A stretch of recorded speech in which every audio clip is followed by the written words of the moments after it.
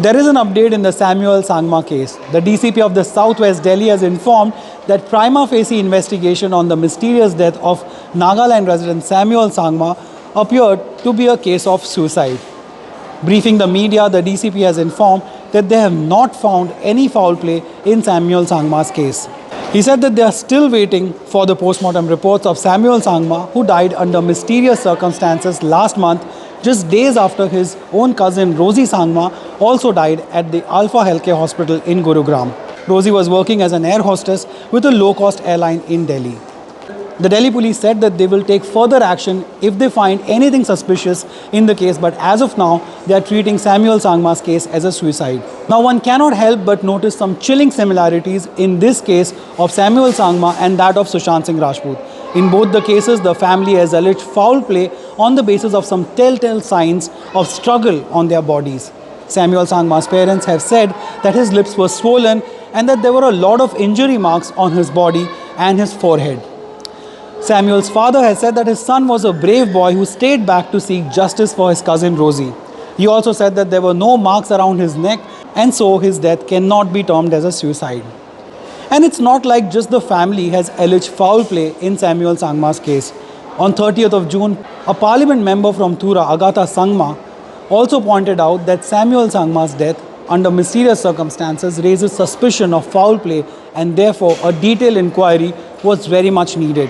She wrote this in a letter to Union Home Minister Amit Shah along with two other prominent leaders from the Northeast, but so far there is no news on any specific response or any action from the central government. She even mentioned that the circumstances that led to the death of Samuel Sangma and his sister pointed to homicide and may have been orchestrated. Now the question that arises here on a deeply human level is, why would Samuel Sangma, who put up a spirited fight for his sister's death just days earlier and was mobilizing support to find out truth, would all of a sudden take his own life? This also a time when various student organizations and unions were contacting him.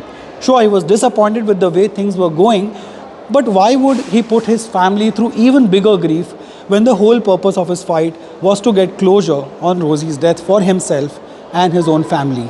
Clearly, things don't add up here, but like they say, ummeed pe to dunya kaayam hai.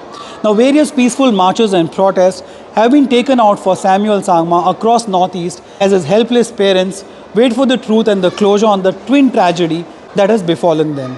Apart from a few local news websites, there is barely any reportage on this case, at least not in the mainstream media, and the information about the progress of the investigation is coming in as slowly as the probe itself. And if at all, the Delhi police's statement about Samuel Sangma's death being a suicide is accepted, then what about the reason of this? Who all are responsible for the abetment of a young man's death who perhaps lost all hopes from life? Samuel was only 23 years old.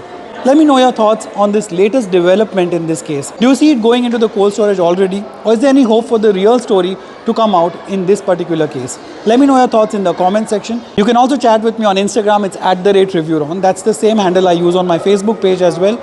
Of course, you can subscribe here if you find my videos worth it. But even if you don't do any of these things, thank you so much for watching this one.